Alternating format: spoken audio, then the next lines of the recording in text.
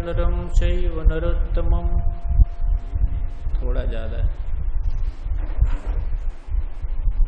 देवीं सरस्वतीं व्यासो ततो जयमुदीरये। नष्टप्रायेषु भद्रेषु नित्यं भागवत सेवया। भगवती उत्तमश्लोके भक्तिर्भवति नैष्ठिकीः। मूकं करोति वाचालं लङ्घयते गिरिं। यत्कृपातमहं वन्दे श्रीगुरुं दीनतारिणं श्रीचैतन्यमहाप्रभुम्।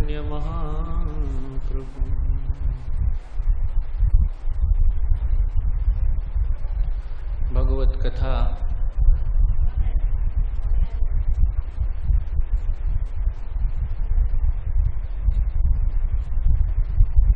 रस रसिक उपस्थित श्रद्धालु भक्तवृंद,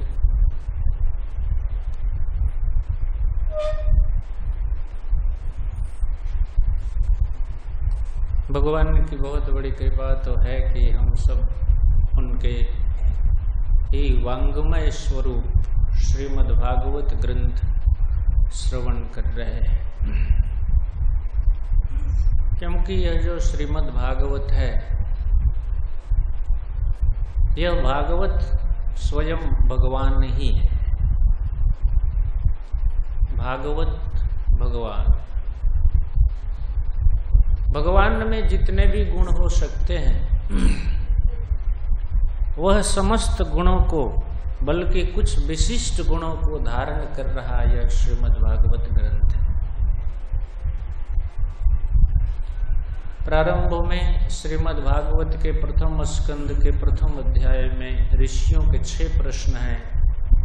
उसमें एक प्रश्न है, कृष्णे स्वधामोपगते। भगवान जब अपने नित्य लीला का संवरण करके, संक्षेप करके और स्वधाम में, अपने नित्य धाम में गमन किए, धर्म ज्ञानाति भी सह,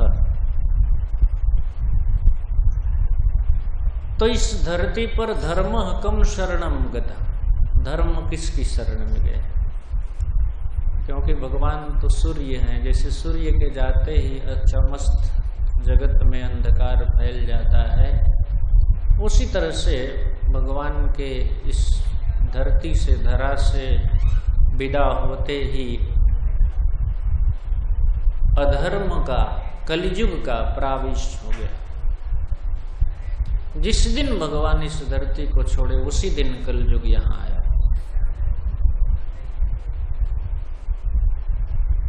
प्रभावित नहीं किया, परंतु जिस समय महाराज परीक्षित को श्राप मिला, समीक ऋषि श्रृंगी ने दिया, उसके बाद में इस एक्शन में आ गया ये कलयुग। आ तो गया उसी दिन जिस दिन भगवान नित्य लीला, प्रभास क्षेत्र में अपनी लीला को समाप्त किए, लेकिन इसका एक्शन चालू हुआ जिस दिन महाराज परीक्षित को श्राप मिला।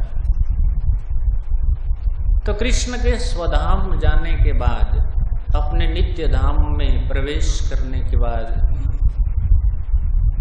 जैसे भगवान यदा यदा आते हैं, उसी तरह से इस धरती का, पृथ्वी का भार समाप्त करके, असुरों का विनाश करके और संतों की, भक्तों की रक्षा करके, धर्म की स्थापना करके यहाँ से चले जाते। तो जिस दिन से गए और जिस दिन जा रहे थे, उस दिन एक लीला है। और लीला ये है कि भगवान के जो नित्य सखा हैं, श्री उद्धव जी महाराज, कृष्णस्य दैतः सखा, कृष्ण के प्रिय सखा हैं श्री उद्धव जी। उद्धव जी ऐसे सखा हैं जिनका सर्वत्र प्रवेश, चाहे भगवान अंतःपुर में हो, राजमहल में हो, किसी पटरानी के साथ हो, रानी के साथ हो, बेधड़क बिना रोक टोक उद्धव जी उस घर में प्रवेश कर सकते। और इतना ही नहीं, जो कुछ भी भगवान को सलाह, चूंकि एक द्वारका एक राज्य, राजा हैं, द्वारकाधीश हैं, तो उस राज्य में या आसपास कहीं भी कुछ चढ़ाई करना है या कोई मंत्रणा करना है तो सर्वप्रथम भगवान उद्धव जी से पूछते थे। वृष्णिनाम, सुखदेव गोस्वामी परिचय देते हुए कहते हैं उद्धव जी का, वृष्णिनाम प्रवरो मंत्री। वर का अर्थ होता है श्रेष्ठ, प्रधान, और प्रवर मंत्री हैं विष्णु वंशियों के उद्धव जी, हाँ, प्रधानमंत्री।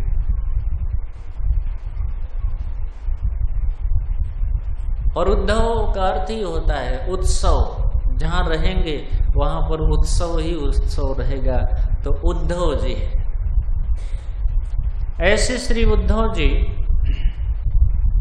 जो कृष्ण के यदुवंशियों के द्वारका के सबसे बड़े मंत्री हैं और कृष्ण के परम प्रिय सखा हैं, कृष्णस्य दैतः सखा,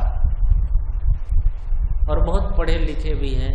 धरती की सारी शिक्षा समाप्त करके, हाँ, इस पृथ्वी पर जितना भी अमेरिका, लंदन, यहाँ से लोग शिक्षा समाप्त करके जाते हैं विदेश में पढ़ने, परंतु उद्धव जी विदेश ही नहीं गए, स्वर्ग में पढ़ने के लिए गए थे।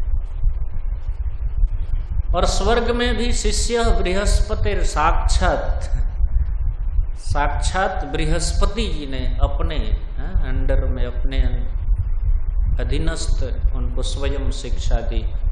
क्योंकि और भी लोग यहाँ से पढ़ने जाते थे तो उद्धव जी अपने शिष्यों को कह देते थे, अरे भारतवर्ष का है, चलो तुम पढ़ा दो, तुम काफी हो। परंतु उद्धव जी को साक्षात मतलब डायरेक्ट उद्धव बृहस्पति जी ने पढ़ाया।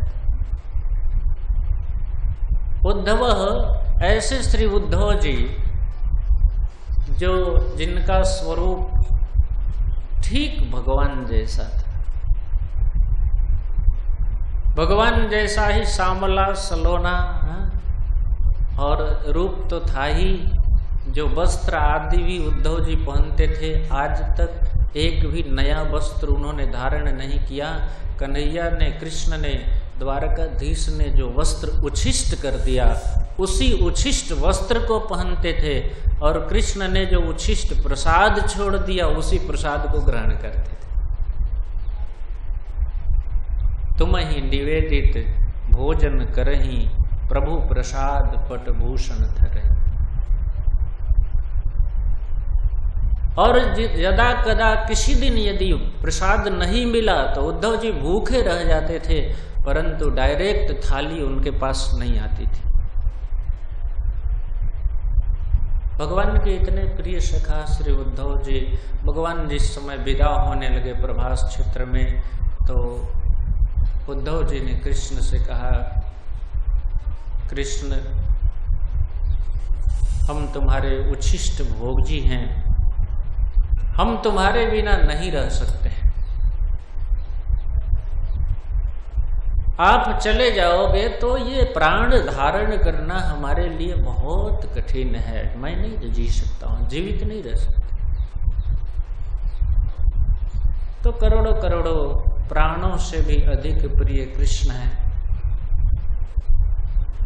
ऐसे कृष्ण दुनिया में हम लोग देखते हैं, कोई भी सगा संबंधी जिससे पहले संबंध नहीं था और बाद में भी नहीं रहेगा, कुछ समय के लिए मध्य में ये संबंध हो गया, वह भी जब बिछुड़ने लगता है तो लगता है कलेजा फट गया।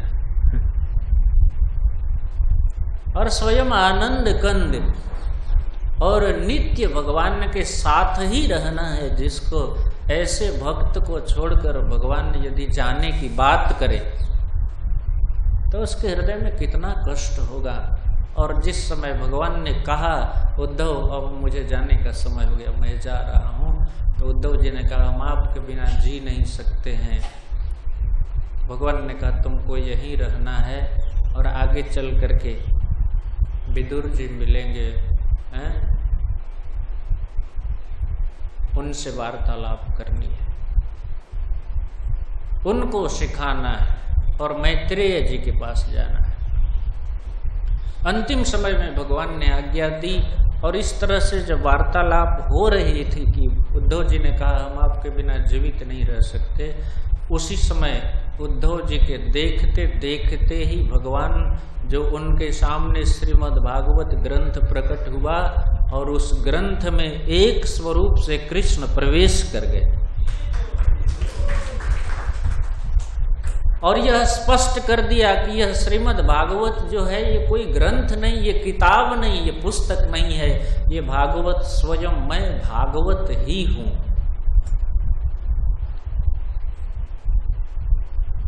इसीलिए महाप्रभु ने कहा श्रीमद् भागवतम प्रमाणमूलम निगम कल्पतरोर्गलितम फलम। भागवत कोई ग्रंथ नहीं है, भगवान का वांग्मय अवतार है। शब्द के रूप में भगवान वही कार्य भागवत करता है जो जो कार्य भगवान करते हैं। क्या क्या? भगवान के सामने बहुत सारे असुर आए, भगवान ने उनको मार दिया, परंतु बुद्धि का सुधार नहीं किया। परंतु यह भागवत भगवान से भी श्रेष्ठ कार्य करता है, मारता नहीं है, उसके बुद्धि को ठीक कर देता है, असुरता को असुरपन को समाप्त कर देता है।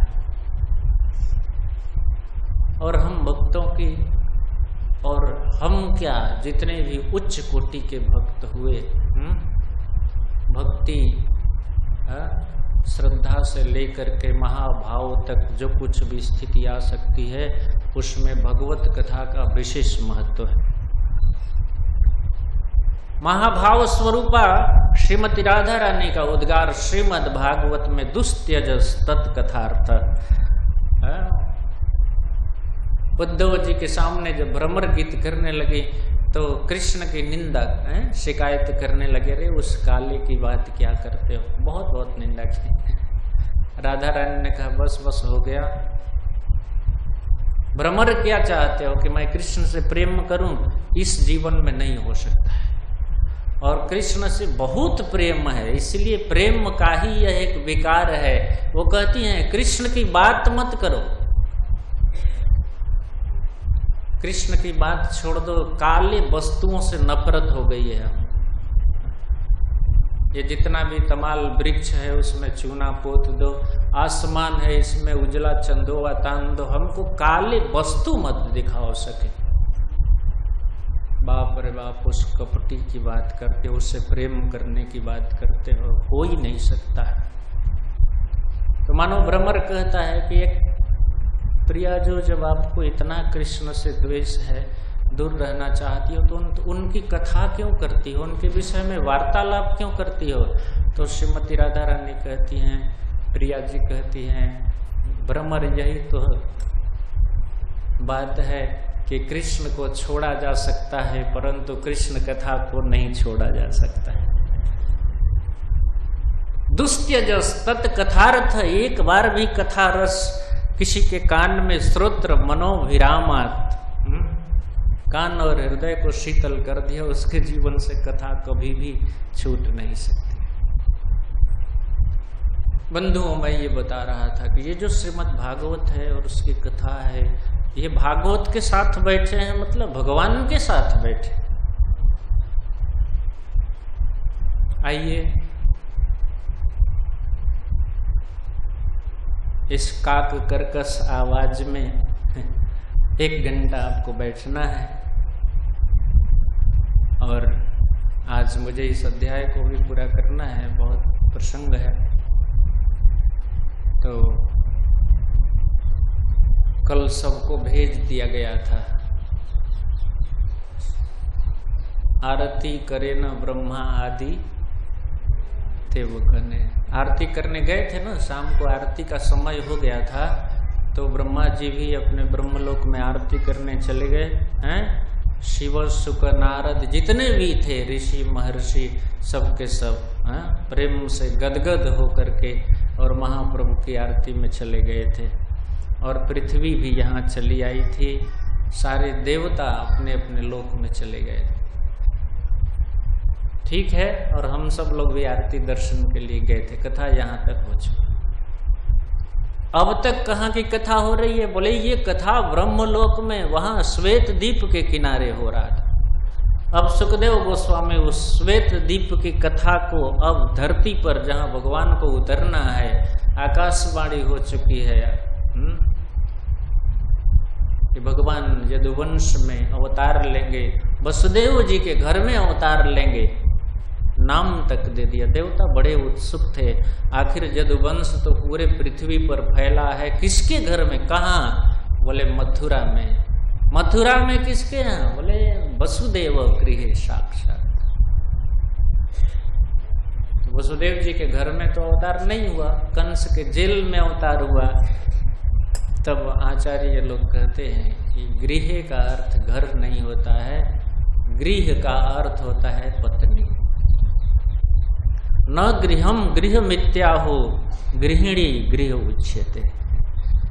वास्तव में घर को घर नहीं कहते हैं, लेकिन घरनी हो, कोई पत्नी हो, स्त्री हो, तो उसको वास्तविक घर कहते हैं। राधा गोविंद महाराज, हमारे गुरु महाराज कहते हैं कि यदि एक सन्यासी एक बहुत आलीशान बंगला में रहे तो भी उसको आश्रम कहेंगे, और यदि एक बिल्कुल दरिद्र व्यक्ति, निर्धन व्यक्ति एक स्त्री के साथ यदि पेड़ के नीचे भी गुजारा करे तो उसको क्या कहेंगे? गृह नहीं है फिर भी गृहस्थ कहेंगे। और इसके पास बहुत बड़ा बंगला है, मकान है, लेकिन फिर भी ये आश्रम है, ये गृहस्थ नहीं है। तो वास्तविक वसुदेव जी के घर में, अर्थात वसुदेव जी की धर्म पत्नी जगत माता देवकी के गर्भ से भगवान अवतरित होंगे। कौन अवतरित होगा?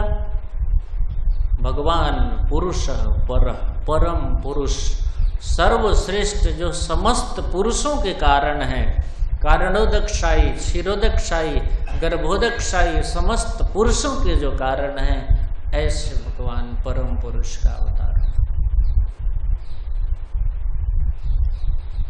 आश्वासन दिया, सबको आश्वासन दे करके,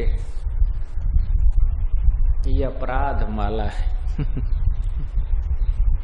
ये माला पहनना मतलब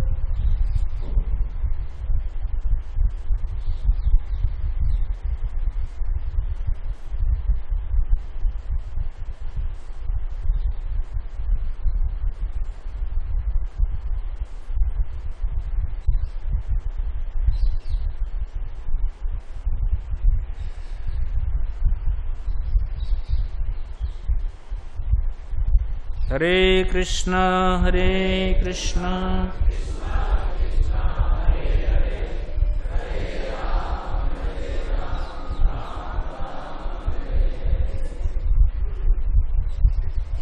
आश्वासन दिया, सबके सब चले गए। सारे देवता यदुवंश में अवतार ले रहे हैं और इधर कथा उतर रही है। महाराज परीक्षित गंगा के तट पर भगवान के चरण की प्राप्ति की लालसा को लेकर के बैठे हैं। सुखदेव गोस्वामी भगवान की दिव्य अमृतमयी कथा की सरिता बहा रहे हैं और संसार के जितने भी विश्व के, संसार नहीं, विश्व नहीं, ये पूरे ब्रह्मांड ब्रह्मलोक से पाताल में जितने भी श्रेष्ठ लोग हैं, सबके सब उस सभा में बैठे हैं, अपने शिष्यों के साथ बैठे हैं। महाराज जी कहते हैं कि सब लोगों ने अपने अपने आश्रम में जैसे ही सुना, सुखदेव गोस्वामी कथा सुना रहे हैं, परीक्षित महाराज श्रोता हैं, बोले सब बंद करो, आश्रमों में ताला, और सब चलो गंगा जी के तट पर सुखताल में। और सब के सब काम धाम छोड़ करके चल दिए।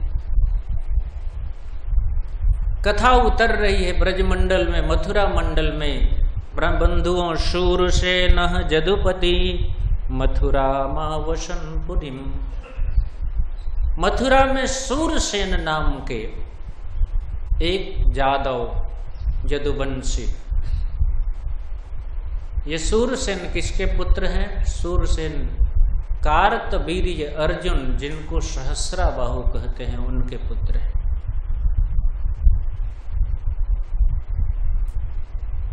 भगवान दत्तात्रेय ने प्रसन्न होकर के इनको 1000 हाथ दिया था, और वही भगवान दूसरे स्वरूप से जब उनके पिता का अपराध किया लोगों ने, तो परशुराम जी के रूप में आकर इनके पूरे 1000 हाथ को काट दिया। एक साथ 500 धनुष चलाता था ये।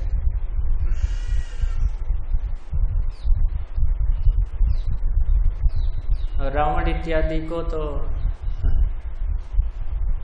रावण इत्यादि कुछ नहीं थे इसके सामने। जबलपुर ही उसकी राजधानी थी। आज जो जबलपुर है उसको माहिष्मतीपुर कहते हैं शास्त्र में, वहाँ राजधानी थी। और वहाँ पर एक बार रावण आ गया था लंका से पिकनिक करने के लिए, और अपने बहुत सारी स्त्रियों को लेकर के आया था असुर राक्षस। तो पिकनिक मना रहा था नर्मदा जी के तट पर। नर्मदा जी वहाँ से थोड़ी दूर हैं। नर्मदा के तट पर पिकनिक मना रहा था। सहस्राबाहु को जैसे ही पता चला, वो कहीं से सीमेंट और इंजीनियर बुलाने नहीं गया, पूरे नर्मदा की धारा को अपने 1000 हाथ से रोक दिया। और पानी इतना बढ़ गया कि रावण और उसकी जितनी स्त्रियां थी सब उसमें डूबने उतराने लगे। अंत में क्षमा मांगा रावण ने। परंतु परशुराम जी के पिताजी जमदग्नि का अपराध करने के कारण, कथा लंबी है, भगवान परशुराम खोज खोज करके उन क्षत्रियों को, जादवों का विनाश करने लगे। बंधुओं, सहस्राबाहु अर्जुन के 10,000 पुत्र, 10,000 पुत्र में 9,995 पुत्रों को गिन गिन करके भगवान परशुराम ने मार दिया। और ये 5 पुत्र बच गए। 5 भी कैसे बचे? क्योंकि माहिष्मतीपुर, जबलपुर को छोड़ करके और छिप गए, भाग गए, और भाग करके मथुरा में आ गए। अब तो भगवान है, परशुराम जी धाम में आ गए हैं, मथुरा। भगवान यत्र नित्यम सन्निहितो, इस ब्रजमंडल में तो ठाकुर जी रहते हैं, तो परशुराम जी यहाँ कैसे मारकाट करेंगे? तो 5 पुत्र भाग गए। उसमें एक पुत्र जो सबसे बड़े पुत्र थे, उनका नाम है सूरसेन। उन्होंने मथुरा आकर के मथुरा को ही राजधानी बनाया। और तब से समस्त जादवों की राजधानी मथुरा रही।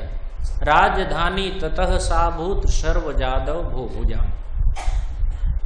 समस्त जादव, भू मतलब पृथ्वी के, भुजाम मतलब भोग करने वाले, राजाओं की। राजा बहुत भोगी होते हैं। हम लोगों के पास तो सीमित पैसा है, सीमित क्षमता है, सब चीज है। उनके पास अपार धन है, खूब भोगते हैं, इसलिए राजाओं को भुजाम कहते हैं, भोगी।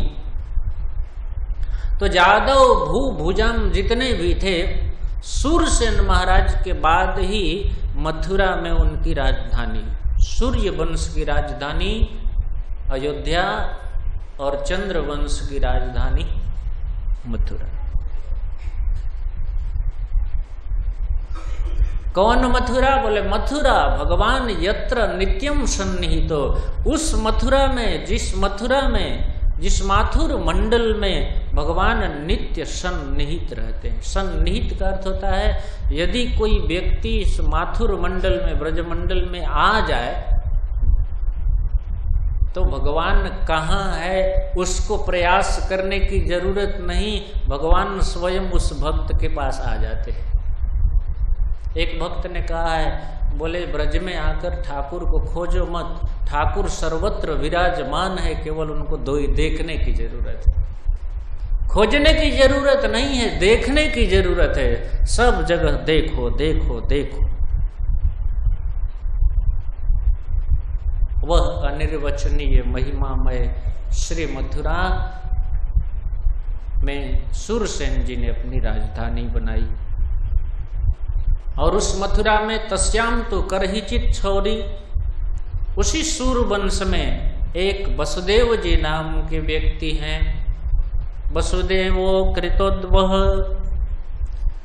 मथुरा के वसुदेव जी और उनका कृत उद्वह विवाह हुआ।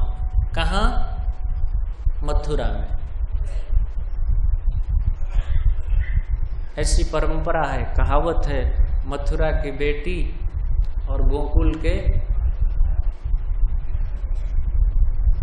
कर्म फूटे तो बोलिए बोलिए बाहर जाए।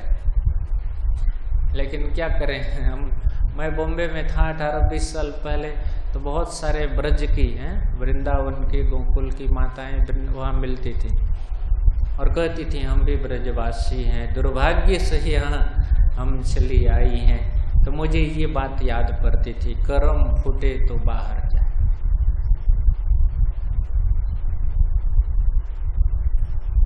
वास्तव में अपने को धन्य, नित्यम सन्निहितो, भगवान जहाँ नित्य विराजमान है और सबके साथ रहते हैं, केवल आने मात्र से ही जीवन का साक्षात्कार करता है। जिस भूमि में, ब्रज भूमि में, जहाँ के इस रज को ब्रह्मा भी चाहते हैं, आशा महो चरण रेणु जुषा महम स्यात् वृंदावने किमपि गुल्मत लतौषधि नाम। एक पेड़ वृक्ष जड़ घास बनना चाहते हैं ब्रह्मा भी। वंदे नंद ब्रज स्त्री नाम पाद रेणु अभीक्षण स। ब्रह्मा भी जिनके चरण कमलों के इस ब्रज के रज को प्राप्त करना चाहता है। ऐसे ब्रजभूमि में, श्रीधाम मथुरा में वसुदेव जी रहते थे, उनका विवाह महोत्सव हुआ और विवाह हुआ मथुरा में। आज भी ऐसी परंपरा है, एक बेटी का, एक पुत्री का विवाह केवल गली बचाया जाता है, हमने ऐसा सुना है। जिस गली की लड़की है ना, यदि उसके पीछे के गली का लड़का है तो विवाह हो जाए, ऐसा मैंने सुना है। आज भी ये परंपरा है। वसुदेव जी मथुरा के, और कंस तो पूरे मथुरा का राजा है, उग्रसेन जी का पुत्र है। देवक जी और उग्रसेन जी ये दो भाई हैं, और ये आहुक नामक राजा के पुत्र हैं। आहुक के पुत्र उग्रसेन जी और देवक जी, देवक की पुत्री है, सबसे छोटी पुत्री है, इसलिए उसका नाम देवकी। जैसे कुंती महारानी का जो पुत्र हुआ वो कौंतेय हुआ, पंजाब की हुई तो पंचाली हो गई। द्रुपद महाराज की थी इसलिए द्रौपदी, इसको संस्कृत में अपत्यवाचक कहते हैं। पिता के, माँ के नाम से नाम जो चलता है, अपत्यवाचक नाम। तो इस तरह से विवाह हुआ और बहुत सुंदर, भगवान के पिता का विवाह होने जा रहा है। बहुत सुंदर बाजे गाजे, देवता भी उसमें पधारे। और बंधुओं, कंस राजा है, उसके पास कोई कमी नहीं है, इसीलिए बारात 1 दिन 2 दिन 5 दिन नहीं, उसी मथुरा का बारात, और मथुरा में कंस ने 15 दिन तक बारात की स्वागत की।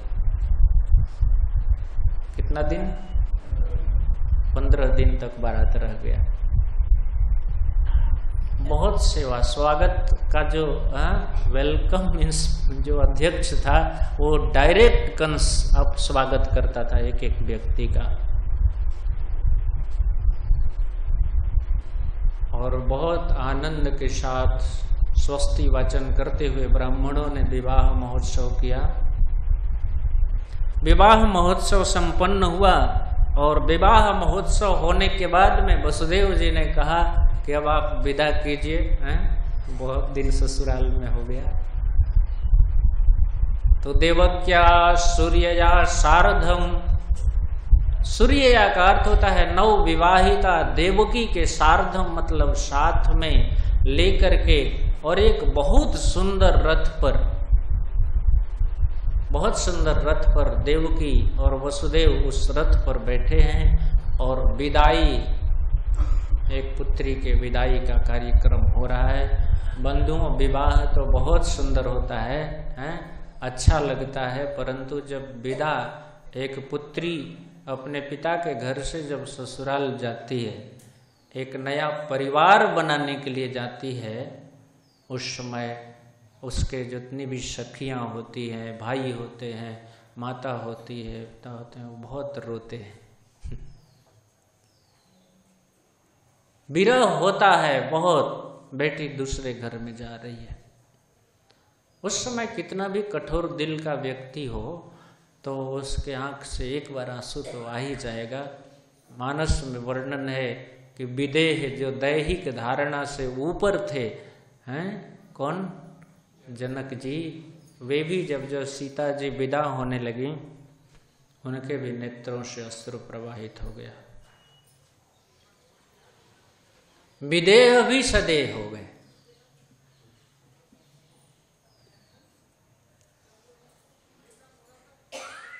तो ऐसा उस समय वातावरण होता है, सब लोग दुखी होते हैं।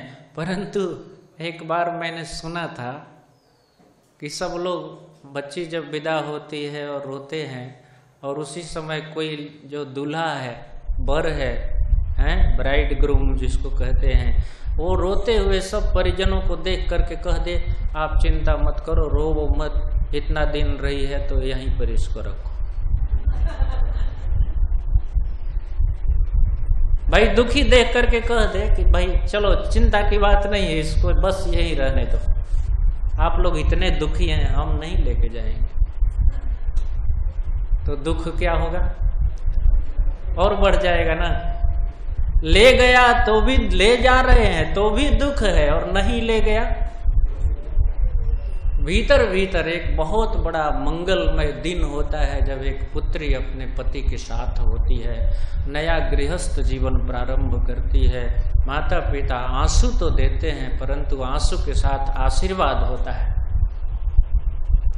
सब लोग आशीर्वाद दे रहे हैं। उग्रसेन सुतः कंसः, और उग्रसेन का जो पुत्र कंस है, स्वसु प्रिय चिकीर्षया, अपनी बहन का इतना प्रिय करता था, प्रेम था उसको देवकी से, कि रश्मिन हयानाम जग्राह,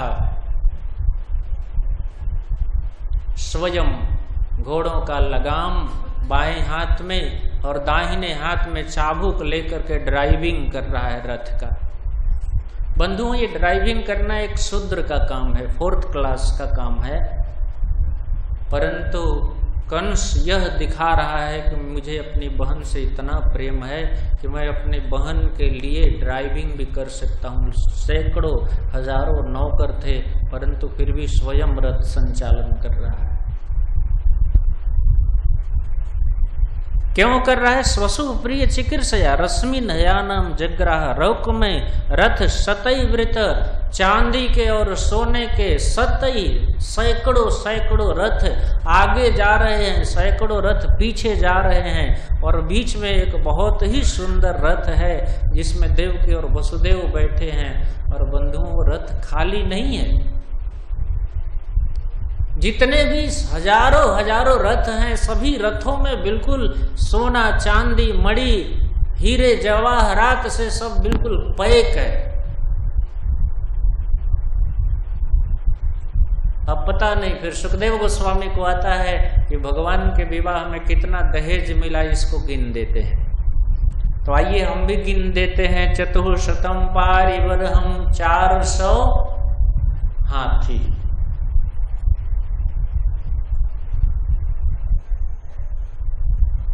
भगवान के पारिवरह का अर्थ होता है दहेज में मिल रहा है कंस की तरफ से, पिता की तरफ से। एक पिता देता है, पुत्री जब जाती है अपने ससुराल में अपने पति के यहाँ, तो पिता अपनी पूरी ताकत भर देता है। परंतु आजकल तो इतने दुष्ट हृदय लोग हैं, मांगते हैं, क्यों बेटी पैदा किया, तुम बहुत बड़े पापी हो, अपराधी हो, इसलिए तुमको पनिशमेंट दिया जाता है, 5 लाख 10 लाख तिलक दो।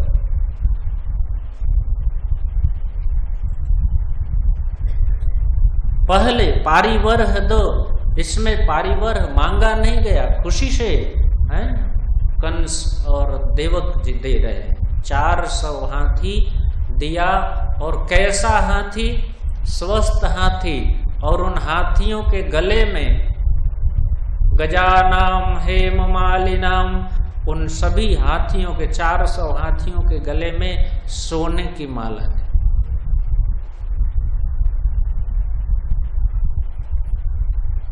गुरु महाराज राधा गोविंद महाराज कहते हैं, हमारा भारतवर्ष इतना समृद्ध था कि पशुओं का श्रृंगार भी सोने से किया जाता है।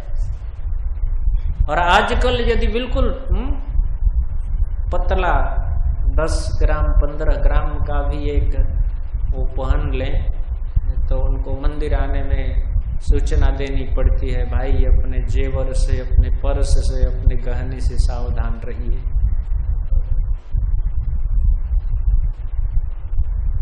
चार 400 हाथियों में, और वो माला हाथी के शरीर के हिसाब से वो माला है। ऐसा नहीं कि दुबला पतला एक एक नाम कर दिया गया, चलो भाई हाथी बज। और पैरों में चांदी। गजानाम हेममालिनाम अश्वानाम अयुतम शार्धम। अयुत का अर्थ होता है 1000 और शार्धम का अर्थ होता है उसका आधा 500। तो 1000 और 500 1500 घोड़े, और इनका भी श्रृंगार वैसे ही हुआ है। रथानाम च 63 शतम। 63 मतलब 6 × 3, इतना 100 रथ, 1800 रथ है, और सभी रथ बिल्कुल दहेज से भरा हुआ है। ऐसा नहीं कि खाली रथ भेज दिया है। और वो सारे रथ मथुरा के हाईवे पर चल रहा है, कुछ रथ आगे है, कुछ रथ पीछे है, और उस रथ के बीच में बहुत सुंदर रथ है देवकी और वसुदेव का। उनकी सखियों के आंखों में आंसू है, और माता पिता आशीर्वाद दे रहे हैं, ब्राह्मण स्वस्ति वाचन कर रहे हैं, और अनेक प्रकार के देवता उस विवाह में आकर स्वर्गीय वाद्य यंत्र को बजा रहे हैं।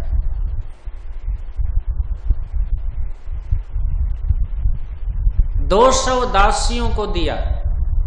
दासी नाम सुकुमारी नाम द्वै सतई 200।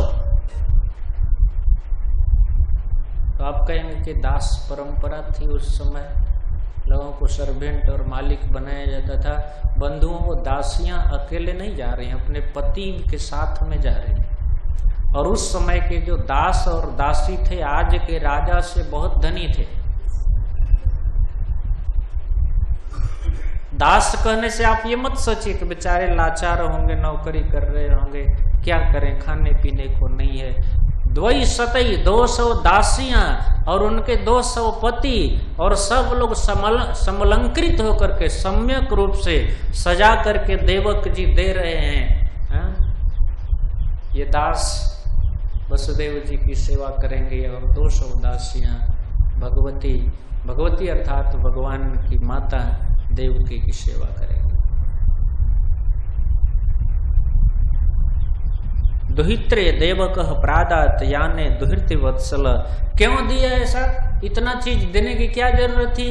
बोले पुत्री से इतना स्नेह था कि पिता ने पुत्री वत्सलता के कारण पुत्री दुहित्री वत्सल, पुत्री से इतना स्नेह।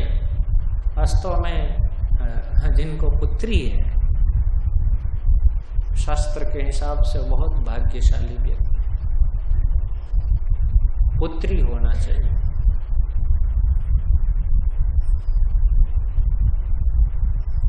हमारे एक मित्र हैं और गुरु भी हैं, वृंदावन में उनका घर है। कल या परसों मुझे सुना रहे थे कि इस वात्सल्य ग्राम में एक पालना रखा हुआ है, और 5-7 दिन पर 2-4 बच्चियां आकर के उसमें डाल जाते हैं। बड़ा दुख हुआ सुनकर। अवैध रूप से जो पैदा करते हैं और उसमें ले जाकर के बच्ची हुई तो उसमें ले जाकर डाल देते हैं, ये स्थिति।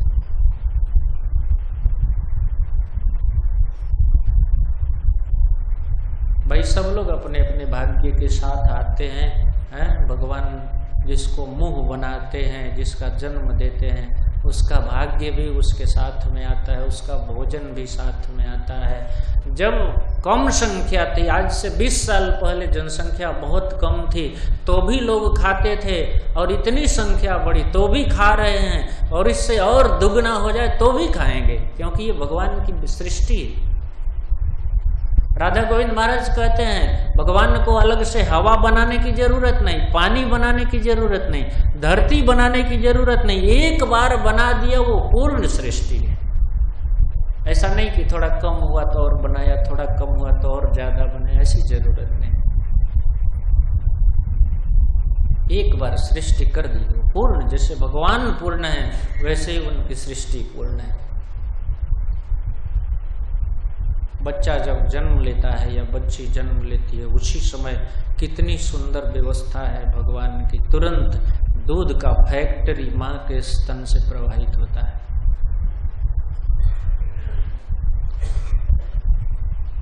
क्यों? बोले इसलिए कि उसको दांत नहीं दिया, दांत नहीं दिया, चबा नहीं सकता, खा नहीं सकता रोटी इत्यादि, तब उसके लिए तरल पदार्थ दूध की व्यवस्था। और दूसरे जगह नहीं, उसके पहले भी माँ भोजन करती है लेकिन नहीं बनता है, और जैसे ही बच्चा आता है उसके साथ ही प्रकट होता है। तो नहीं पचा सकता है, दांत नहीं है, तो दूध दिया तो क्या दांत देगा तो वो भोजन नहीं देगा?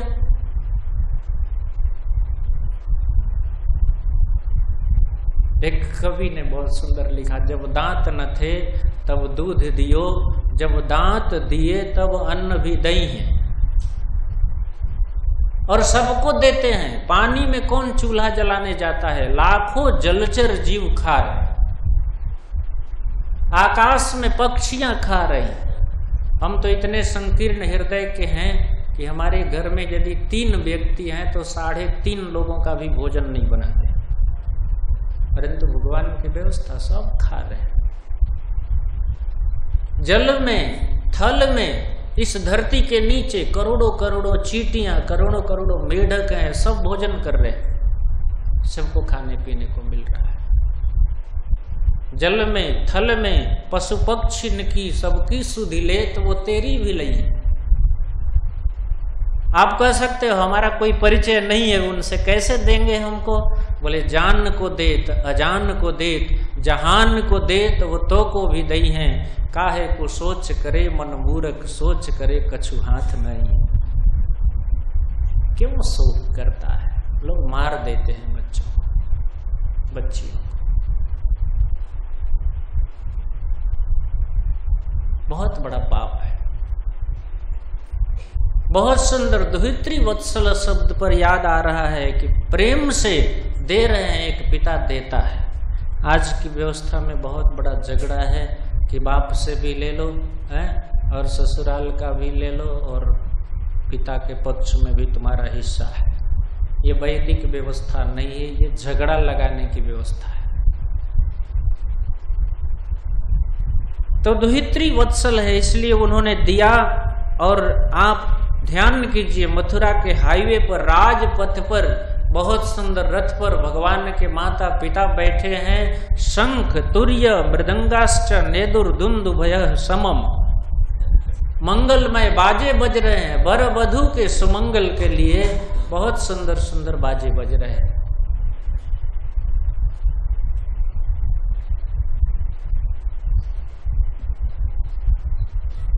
क्या क्या बज रहा है? शंख, बहुत शुभ मंगलमय ध्वनि माना जाता है, शंख का शंख बज रहा है। भगवान भी अपने हाथ में शंख रखते हैं। तुरही बज रहा है, मृदंग, दुंदुभी, ये सब बज रहे हैं। और कैसे बज रहे हैं? ऐसा नहीं कि बिना ताल मात्रा का किसी को कुछ बजा रहा है, कोई कुछ बजा रहा है। सब के सब समम, समम का अर्थ होता है एक ताल में, एक लय में, एक राग में मिला करके बजा रहे हैं। क्योंकि बजाने वाले भी साधारण नहीं है, स्वर्ग के देवता, बड़े बड़े वाद्य कलाकार आए हैं भगवान के विवाह में बजाने के लिए। किस लिए बजा रहे हैं? बोले प्रयाण प्रक्रमे तावत वर वधू सुमंगलम, वर वधू का भावी जीवन, गृहस्थ जीवन मंगलमय हो, इनके जीवन में कोई कष्ट न हो, कोई विपत्ति न हो। इसलिए वर वधू के मंगल के लिए, शुभ कामना के लिए, शुभ आशीर्वाद के लिए इस तरह के बाजे बज रहे हैं। और हजारों हजारों ब्राह्मण स्वस्ति वाचन कर रहे हैं। स्वस्ति नः इंद्रो वृद्धश्रवा, स्वस्ति नः पूखा विश्ववेदा, स्वस्ति नः तारक्ष्यो अरिष्टनेमि। ऐसे स्वस्ति न बृहस्पति धातु स्वस्ति वाचन कर रहे हैं। सुअस्ति, आप लोग बहुत सुंदर स्थिति में रहो, आपका भविष्य जीवन मंगलमय हो, ऐसी शुभ कामना ब्राह्मण दे रहे हैं। स्वस्ति, शांति पाठ कर रहे हैं। पृथ्वी शांति, आप शांति, रौखदय शांति, विश्व ये शांति पाठ के सब शांति रहे, कोई विग्रह न आवे, कुछ न आवे, परंतु अभी अगले क्षण ही बहुत भारी ग्रह आने वाला है। बहुत बड़ा स्वस्ति वाचन, सखियां मंगल गीत गा रही, आंखों में आंसू है, अपने एक सखी को, एक मित्र को विदा कर रही है, एक पुत्री विदा हो रही है। जहाँ रहती है वहाँ उसके बहुत सारे संबंधी हो जाते हैं। और हमने देखा है गाँव में या कहीं भी, और समय लोग आए या न आए, जब बच्ची विदा होने लगती है ना, उस समय देखने के लिए आती है और सबके आंख में आंसू होता है। मंगल में आंसू शुभकामना देते हैं। जा रही हैं, इस तरह से बज रहा है। उसी समय देवताओं ने विचार किया कि कंस जैसा दुष्ट और भगवान की सेवा कर रहा है, भगवान के भक्तों की, भगवान के माता पिता की सेवा कर रहा है, और भगवान अपनी सेवा पर ध्यान दे या न दे, लेकिन यदि उनके भक्त का कोई छोटा सेवा भी कर दिया तो भगवान उसके प्रति कृतज्ञ हो जाते हैं, और ऐसा हो सकता है कंस की इस सेवा के कारण कंस को न मारे। भाई कितना प्रेम से हाथ में ड्राइवर का पोस्ट लेकर के चल रहा है, इतना बड़ा सम्राट राजा इतना नीच काम कर रहा है। बहन स्वसु प्रिय चिकित्सया, इसलिए देवताओं ने कहा अच्छा अच्छा, एक दुष्ट का प्रेम कैसा होता है ये दिखा देना चाहिए खोलकर। जस्यास्ति भक्तिर्भगवत्य किंचना सर्वै गुणैस्तत्र समासते सुरः। भगवान कहते हैं यदि मेरा भक्त है उसके जीवन में कभी कोई कष्ट भी अशुभ वासना भी आ जाए, उससे गलत कार्य भी हो जाए तो उसको साधुरेव समंतव्य। लेकिन दुष्ट व्यक्ति के जीवन में कभी कभी कुछ अच्छा भी काम बने दिखाई पड़े तो भी उस पर विश्वास नहीं करनी चाहिए। मनोरथेना सती धावतो सती, क्योंकि उसका मन स्थिर नहीं है, वो कभी भी कोई भी गलत काम कर सकता है। कितना प्रेम है देवकी और वसुदेव से, इस बात को स्पष्ट करना है, व्यक्त करना है, मैनिफेस्ट करना है। इसलिए देवताओं ने आकाशवाणी की, आभास्याह शरीर वाक। कैसी वाणी है? बोले अशरीर वाक। उस वाणी में उस आवाज, वह आवाज कोई शरीर से नहीं निकल रहा था, आकाश से निकल रहा था, आकाशवाणी थी। महाराज जी ने कहा है कि संसार में जो ये आकाशवाणी का लखनऊ केंद्र है और दिल्ली केंद्र है, ये सब आकाश की वाणी नहीं होती है। ये लोग कहाँ बोलते हैं? ये धरती पर बैठ करके बोलते हैं, आकाश में उड़ाया जाता है। तो वाणी कहाँ की हुई? धरती वाणी है, लेकिन कहते हैं आकाशवाणी का मथुरा केंद्र है, ये लखनऊ केंद्र है, तो ये कानपुर है, तो ये इलाहाबाद है, वाराणसी। परंतु ये जो आकाशवाणी हो रही है वास्तव में आभास्याह शरीरवाक, ये आकाशवाणी है, आकाश से आ रही है। लेकिन कंस देख नहीं रहा है कि कोई कौन करने वाला है, क्योंकि प्रकट रूप से अभी हिम्मत नहीं है किसी देवता को कि कंस के सामने आकर कह दे। और कहना क्या है? क्या बोली आकाशवाणी ने? बोले अरे कंस, अरे तिरस्कार पूर्वक कहा, अरे कंस। रथ चला रहा है, ब्राह्मण स्वस्ति वाचन कर रहे हैं, सखियां मंगल गीत गा रही हैं, आगे पीछे लाखों लाखों रिश्तेदार चल रहे हैं, दहेज की गाड़ियां चल रही है, और पूरे मथुरा के लोग उस वधू को, देवकी को विदा करने के लिए साथ साथ चल रहे हैं। उसी समय आकाशवाणी हुई, और आकाशवाणी में पहला शब्द था अरे कंस। बंद कर दिया रथ चलाना। दूसरा शब्द आया, बोले अरे मूर्ख। कंस पूछता है क्या मूर्खता कर रहा हूं, क्या गलती किया? मैं अपनी बहन को उसके माए पियर में ले जा रहा हूं, उसके ससुराल में ले जा रहा हूं, ये तो बहुत सुंदर कार्य है। बोले गलती ये है, आकाशवाणी ने कहा अस्यास, अस्या माने इसकी, इस देवकी को जिसे तुम उसके पति के गृह में ले जा रहे हो, अस्यास त्वाम अष्टमो गर्भ हंता, इसका 8वां पुत्र तुम्हारा हंता होगा, मारने वाला होगा, काल होगा, मृत्यु होगा। बंधुओं इतना सुनना था। इति उक्तः, क्या आकाशवाणी है? अरे मूर्ख, अरे कंस, इसका 8वां पुत्र नहीं कहा, 8वां गर्भ, अस्यास्त्वम अष्टमो गर्भ, 8वां गर्भ तुम्हारा काल होगा, हंता होगा। देवता लोग भी बड़ी सावधानी में आकाशवाणी कर रहे हैं, क्योंकि लड़का तो होगा, परंतु कंस के हाथ में मिलेगी क्या? लड़की मिलेगी तो इसको शंका हो जाएगा कि देवताओं ने लड़का कहा था, लड़की कहाँ से हो गई। इसीलिए आकाशवाणी भी सावधानी से हो रहा है। अष्टमो गर्भ, अब गर्भ में लड़का है कि लड़की है ये देवताओं ने नहीं बताया। त्वाम हंता, तुम्हारा मारने वाला होगा। यम वह से, जिसको तुम डो करके वहन करके ले जा रहे हो, वह उसका 8वां पुत्र तुम्हारा मृत्यु होगा। और इति उक्त, इतना कह करके देवता चुप हो गए। स खल पाप भोजा नाम कुलपांसन, वह खल और भोजवंश का जो मूर्तिमान पाप था, वह भग्निम हंत मारत, छोड़ दिया चाबुक, छोड़ दिया लगाम, और एक हाथ से निकाला चमचम चमकता हुआ बिल्कुल तेज धार का तलवार। और जिस देवकी का केस बड़े सुंदर सुगंधित तेलों से सजाया संवारा हुआ था, उस चोटी को जोर से उस राक्षस ने पकड़ लिया और पकड़ करके तुरंत गला काटने के लिए तैयार।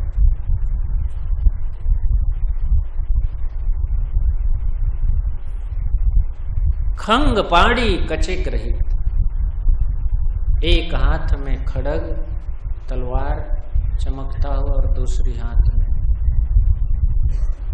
सारा स्वस्ति वाचन, सारा जितना भी मंगलमय कार्यक्रम था, सारी जो समा थी, जिसको कहिए सभा थी, सब विपरीत हो गया। सब के सब बिल्कुल स्तब्ध रह गए। रिश्तेदार, ब्राह्मण, अन्य आसपास जितने भी संबंधी थे, सबके सब इस दृश्य को, आकाशवाणी सुना और आकाशवाणी के बाद इस दृश्य को देखा। बोले किसी ने मना नहीं किया कंस को? मना करना चाहिए था, क्यों ऐसा कर रहे हैं? रोकना चाहिए था, क्यों ऐसा अन्याय कर रहे हो, क्यों गलती कर रहे हो? बोले किसी में हिम्मत नहीं थी कि कंस का विरोध करे, किसी में ऐसी ताकत नहीं थी। कंस बहुत बलवान असुर था।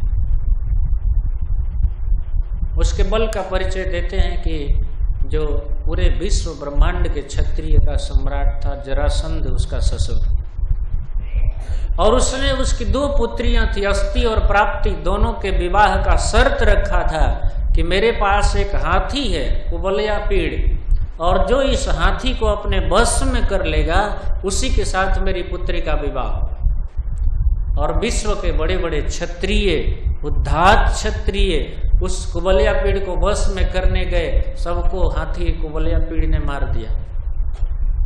और जब यह कंस गया तो कंस ने उन कुबलया पीड़ हाथी को वैसे ही पकड़ लिया जैसे कोई एक बहुत वीर, एक पहलवान एक बकरी के बच्चे को पकड़ लेता है।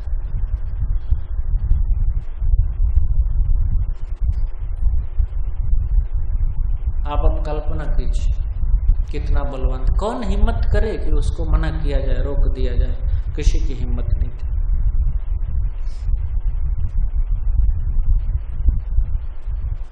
बगल में वसुदेव जी हैं। विवाह के पहले एक पुत्री का अधिकार माता पिता को होता है, वह सब तरह से अपने पुत्री की रक्षा करे, लेकिन विवाह के बाद माता पिता का अधिकार नहीं होता है, वह अधिकार पति के यहाँ होता है। पति का अर्थ ही होता है जो पतित होने से बचाए, पाति पति जो रक्षा करे, सब तरह से उसका पालन करे, भरण पोषण करे, भर्तृ का, उसको पति करे। अब देवकी के रक्षा का जिम्मेवारी वसुदेव जी पर, और इस तरह से वसुदेव जी तम जुगुप्सित कर्माणम नृशंसम निरपत्रपम, इस प्रकार से उस जुगुप्सित कर्म करने वाले नृशंस निर्दय कंस के कोई संस नहीं थी, कोई दया नहीं थी जिसके हृदय में। कंस का अर्थ ही होता है, कंस शब्द से ही कसाई शब्द बना है। कसाई जानते हैं ना, कंस शब्द से जिसके अंदर कोई दया न हो वो कसाई, कंस। नृशंस था। किसी ने प्रश्न किया कि महाराज ठीक है दया नहीं थी तो क्या उसको लाज शर्म भी नहीं लगा, बीच राजपथ पर हाईवे पर, और वो भी विवाह के लिए विवाह किया है और बहन जा रही है, और ऐसी बहन को बिल्कुल बाल पकड़ लिया, खींच करके गला काटने के लिए तैयार हो गया, उसको शर्म नहीं आई, तब कहते हैं निरपत्रपम, निर्लज्ज था वो।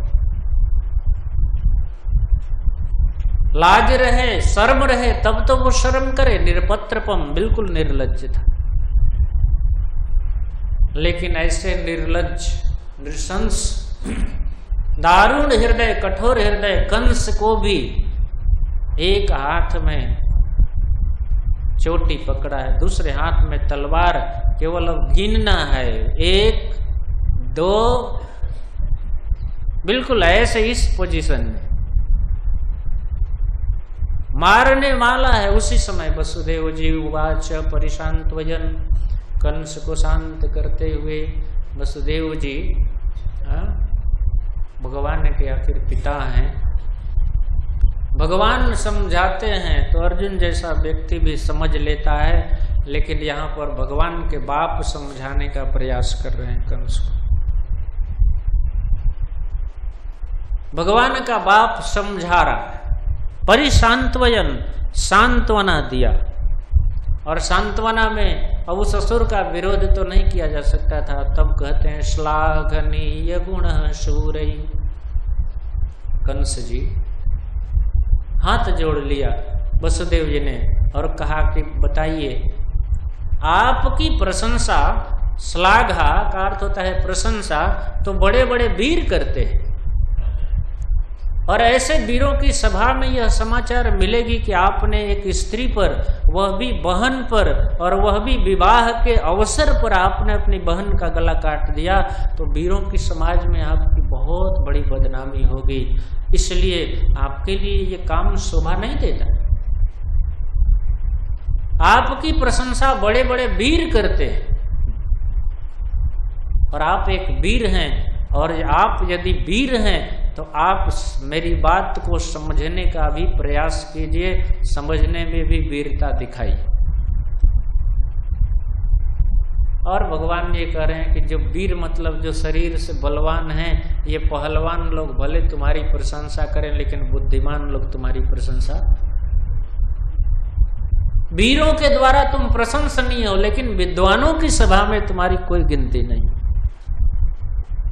भगवान भोज जशस्कर, आपके कारण ही भोजवंश का इतना जस फैला है, और इतना बड़ा यशस्वी, इतना बड़ा प्रशंसनीय व्यक्ति, स कथम भगिनीम हन्यात्, वह व्यक्ति कैसे एक बहन को मार सकता है, स्त्रियम, उसमें भी स्त्री को मारेगा, उद्वाह पर्वणि, स्त्रियम, एक स्त्री को भी नहीं मार सकता है, और उसमें भी आपकी ये बहन है तो सवाल ही नहीं है, और वह भी इतना मंगलमय अवसर है, विवाह का समय है, इस अवसर पर बहन को मारना ये तो बिल्कुल ठीक नहीं।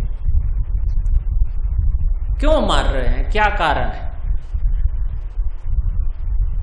आप बताइए कंस जी, क्या कारण है, आप क्यों मार रहे हैं?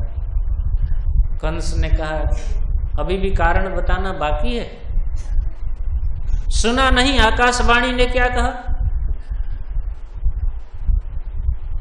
बोले क्या कहा आकाशवाणी ने? आकाशवाणी ने कहा 8वें गर्भ के द्वारा मेरी मृत्यु है।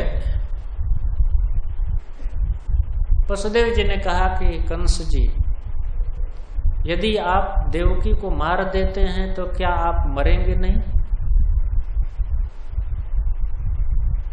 मृत्युर्जन्मवतां वीर देहेन सहजायते अद्यवाब्दशतान्ते वा मृत्युर्वै प्राणिनां ध्रुवम्।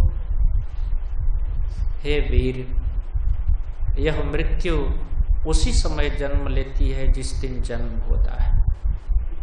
देहेन सहजायते, देह के जन्म के साथ ही ये लिख दिया जाता है कि इसकी मृत्यु कब हो।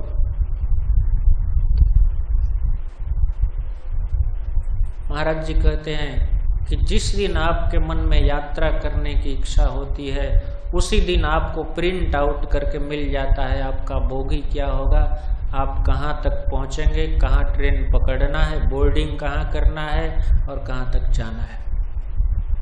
उसके आगे आप जा नहीं सकते, फाइन हो जाएगा। पहले ही रिजर्वेशन में आपका सब कुछ क्लियर हो जाता है। उसी तरह आते ही देहेन सह, देह के प्राप्त होने के साथ, जन्म होने के साथ ही उसी दिन मृत्यु भी साथ में ही प्रकट होती है। जातस्य ही ध्रुवम मृत्यु और ध्रुवम जन्म मृतस्य च।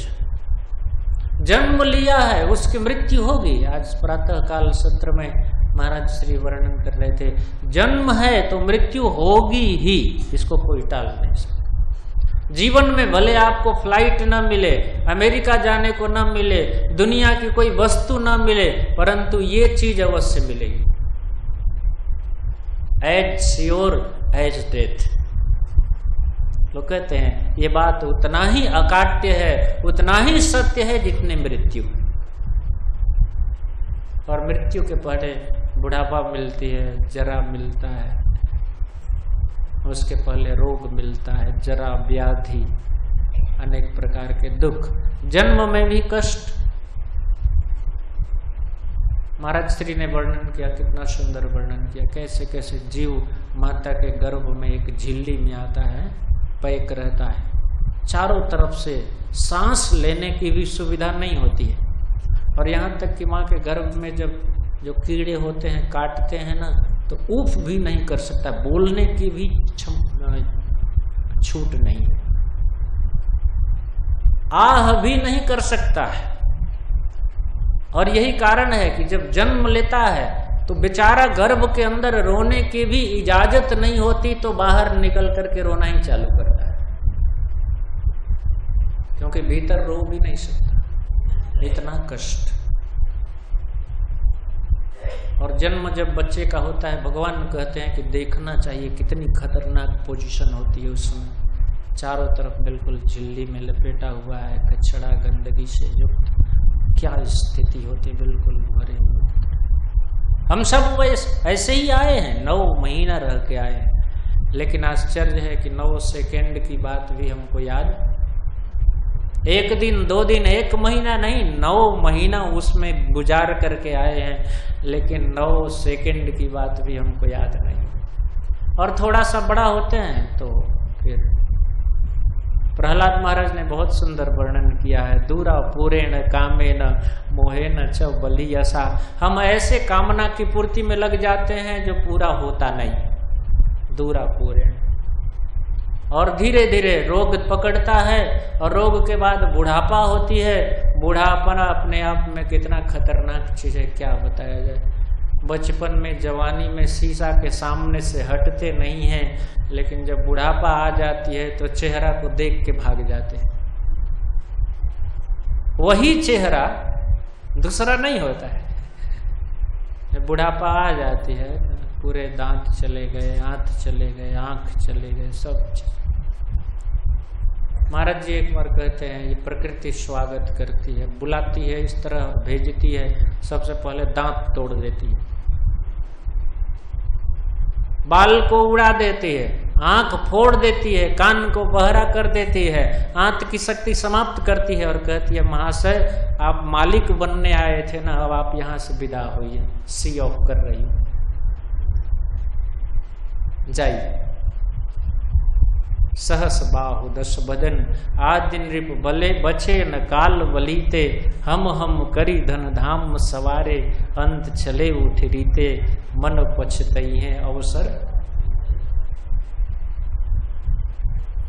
बहुत सुंदर समय है, अभी शरीर में शक्ति है, तब तक भगवान से प्रेम करने की कला सीखनी है। कैसे प्रेम किया जाए? बुढ़ापा होती है, जिन बच्चे को हम लोग जीवन भर पूरी ताकत लगा करके पोसते हैं, पालते हैं, वह पुत्र अपि अमित्राय थे, वह पुत्र ही शत्रु जैसा हो जाता है। पिता कुछ कहता है तो कहता है चुप रहो, बकबक मत करो, और ये बेचारा बूढ़ा देखता रहता है। बच्चे कूद कूद करके दौड़ते हैं, चना खाते हैं, कड़ा कड़ा चीज खाते हैं, और ये देखता रहता है, कुछ खा नहीं सकता है। खा भी ले तो पचेगा नहीं। कितनी खतरनाक स्थिति है। आंख फोड़ दिया जाता है, चश्मा का पावर भी खत्म हो जाता है, दिखाई नहीं पड़ता इसी जीवन में, और अंत में मृत्यु जन्म बताऊंगी। कितना भी प्रयास कीजिए आपको मिलेगा। भगवान के पिता समझा रहे आज मरो या 100 अद्य वा, आज मरो अथवा अब्द शतान्ते, 100 वर्ष के भीतर आपको मरना है। मृत्यु वही प्राणी नाम ध्रुवम। बहुत सुंदर उपदेश किया। मैं उपदेश नहीं ले रहा हूं, कथा बहुत है, समय बहुत कम है।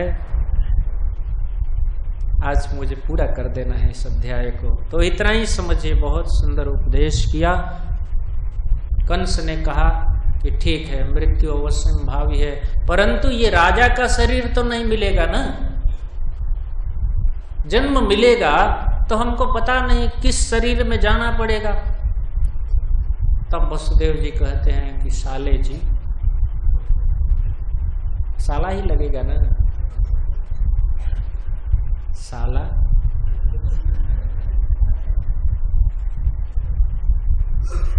चाहे प्रेम से बोलना है तो कहते होंगे साले साहब, है नहीं, साहब के पोस्ट पर है। एक काम करो, देखो शरीर मिलेगा तो चाहे राजा का शरीर हो और चाहे पशु का शरीर हो, कीट पतंग का शरीर हो, जिस शरीर में जाओगे वह शरीर ही तुमको बहुत प्रिय होगा।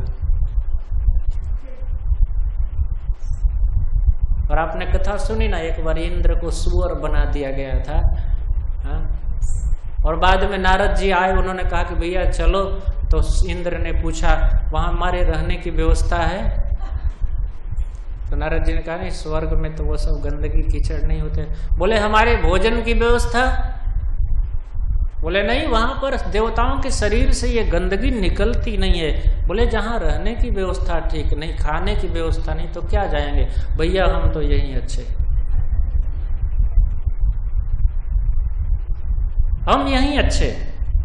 बंधु, इस तरह से भगवान के बाप समझा रहे हैं, कंस जी जिस शरीर में जाओगे वह शरीर ही आपको प्रिय होगा, और उस शरीर का भोजन ही आपको सबसे प्रिय होगा।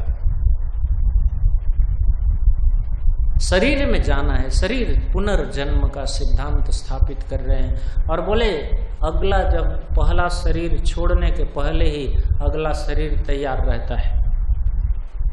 ब्रजन तिष्ठन पदैकेन यथैवैकेन गच्छति, यथा तीर्ण जलुकैवम देहि कर्म गति गता। बहुत सुंदर उपदेश है, समय अभाव है, और इस तरह से समझिए। एक तीर्ण जलौका होता है, आपने देखा होगा, हरा हरा कीड़ा, एक पीछे के भाग को स्थापित करके जब अगला पोर्शन जब उसका जम जाता है तब पिछला उठाता है। उसी तरह से समझा रहे हैं, आपका अगला शरीर जब तैयार हो जाता है आत्मा के लिए, तब वह पिछला शरीर छोड़ता है, और वह शरीर ही सबसे प्रिय होता है, और उस शरीर का भोजन ही उसको बहुत प्रिय होता है। महाराज जी कहते हैं कि एक सुअर को कोई निमंत्रण दे दे कि बहुत सुंदर रस मलाई हलवा पूड़ी हमारे यहाँ तैयार है, हम आपको आमंत्रित करते हैं, आकर भोजन कीजिए, तो देखेगा भी नहीं। क्योंकि जिस शरीर में है वह भोजन ही उसको प्रिय होगा। तो वसुदेव जी समझा रहे हैं, आप जिस शरीर में जाएंगे वह शरीर प्रिय होगा, उसका भोजन प्रिय होगा। इसीलिए आप शरीर नहीं है। किसको समझाया जा रहा है? चेला किस मूड में है? एक हाथ में अभी भी पकड़ा है देवकी का बाल चोटी, दूसरे हाथ में तलवार लिया है, और ऐसी स्थिति में भगवान के पिताजी उपदेश कर रहे हैं। तद विद्धि प्रणिपातेन भगवान गीता में कहते हैं उपदेश करना चाहिए जब वो प्रणाम करे। परिप्रश्नेन, आदर से प्रश्न करे और ऊपर से सेवा करे, तब उपदेक्ष्यन्ते ते ज्ञानम ज्ञानिनस् तत्त्वदर्शिनः। और उसमें भी किसको उपदेश करना चाहिए? बोले श्रद्धावान लभते ज्ञानम, श्रद्धालु होना चाहिए। और श्रद्धालु ही हो तो, खूब श्रद्धालु हो अपने घर में रह जाए तो तब कहते हैं नहीं नहीं तत्पर। और तत्पर हो करके हॉल में मंदिर में भी आ जाए और अपने मन को और इंद्रियों को इधर उधर देखा करे और सोचा करे तो बोले तब कहते हैं नहीं, तब उसको ज्ञान नहीं होगा। संयत इंद्रिय, अपने इंद्रियों को नियंत्रित रखेगा तभी ज्ञान हो सकता। लेकिन यहां पर चेला कैसा है? श्रोता बड़ी खतरनाक मूड में है, परंतु इस स्थिति में भी वसुदेव जी कितने बड़े आशावादी हैं, अभी भी निराश नहीं हो रहे हैं। भगवान के पिता हैं, बहुत बड़ी आशा के साथ कि जब तक बुद्धि और बल साथ दे तब तक समझाना चाहिए। कहते हैं कि हे कंस, आप द्रोह मत करो, क्योंकि द्रोह करने वाला इस जन्म में भी और अगले जन्म में भी दुखी होता है। और उसमें भी ऐसा तवानुजा बाला, यह आपकी अनुजा छोटी बहन है और वह भी बेचारी बाला है। आप देख रहे हो ना, आप बाल पकड़े हो फिर भी ये प्रतिकार नहीं कर रही है, छुड़ाने का भी प्रयास नहीं कर रही है कि भैया दर्द हो रहा है, इतना कड़ा मत पकड़ो, कुछ नहीं बोल रही है। बेचारी है, दीनहीन है। और ऐसी स्थिति में आप जैसा व्यक्ति पुत्र को उपमा, और यह आपके कुल खानदान को बढ़ाएगी। हंतुम नारहसि कल्याणे इमाम त्वाम दीन वत्सल, और आप जैसे दीन वत्सल, दीनों पर दया करने वाले। ये कितना दया कर रहा है ये तो सामने है, कंस कितना दयालु है ये सामने है, परंतु वसुदेव जी कहते हैं आप जैसा दयालु वास्तव में कोई नहीं है। इतनी दया है कि आपने सुन लिया कि मेरी शत्रु की माँ है और आपने चोटी पकड़ा है और हाथ में तलवार है, फिर भी आप नहीं मार रहे हैं। वास्तव में आप दयालु। किसी के हाथ में बंदूक हो, राइफल हो और उसमें गोली भी लोड है और फिर भी केवल ऐसे करके छोड़ दे तो दयालु है कि नहीं? नहीं है। तब कहते वास्तव में आप दयालु। इस तरह से क्यों दीन वत्सल हो, आप दीनों पर, दीनहीन लोगों पर कृपा करने वाले हो, और ये बेचारे दीन है। एवं स श्री शुक उवाच एवं स सामभिर्भेदै, साम और भेद नीति से वसुदेव जी ने समझाने का प्रयास किया, परंतु न न्यवर्तत कौरव्य। सुखदेव गोस्वामी कहते हैं कि हे महाराज परीक्षित, सुखदेव गोस्वामी बहुत दुखी हैं कि पता नहीं ये दुष्ट कंस देवकी को मारेगा, भगवान की माँ को क्या करेगा। सुखदेव गोस्वामी कहते हैं हे कुरुकुल श्रेष्ठ परीक्षित, जैसे तुम्हारे कुल में दुर्योधन था, भगवान संधि दूत बन करके समझाने गए थे लेकिन नहीं समझा, तो उस वंश में, तुम्हारे वंश में कंस, वो दुर्योधन था, तो इस यदुवंश में कंस है। उधर भगवान समझाने का प्रयास किए, इधर भगवान का बाप समझाने का प्रयास करे, परंतु ये चेला बहुत खतरनाक है, स्थिति बहुत बेकार। नहीं समझा। निर्बंधम तस्य तम ज्ञात्वा विचिन्त्यानक दुंदवी प्राप्तम कालम प्रतिव्यूढ़म इदम तत्तानुपद।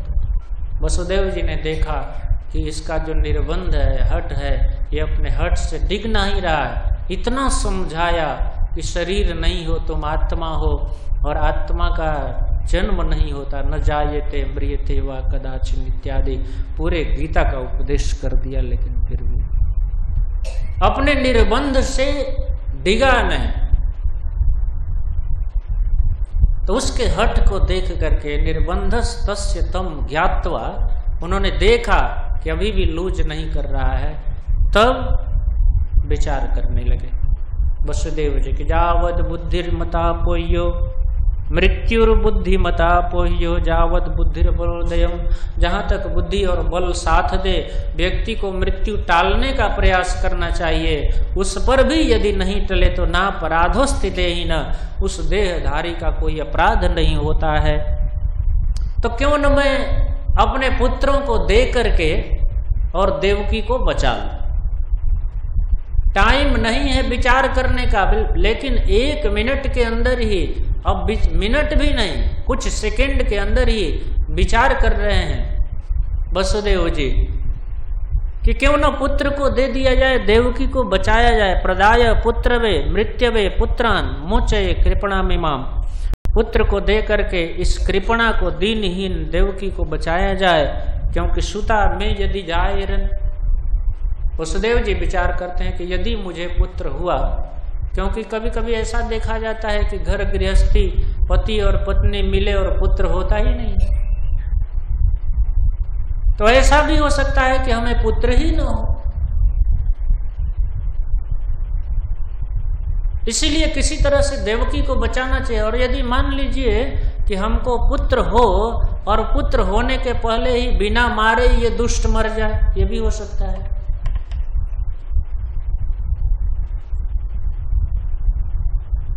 मृत्युर्वा न च म्रियेत, अथवा ये भी हो सकता है कि जब आकाशवाणी ने कहा है कि पुत्र मारेगा, तो आखिर पत्नी रहेगी तभी ना पुत्र होगा।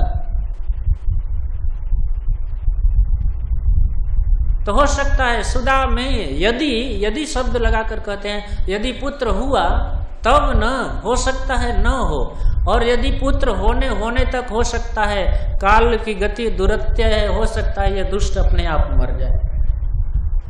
अथवा आकाशवाणी ने कहा है तो हो सकता है कि मार ही दे। विपर्य वा किम न स्यात् गतिर्धातुर दुरत्यया उपस्थितो निवर्तेत निवृत्त पुनरापति।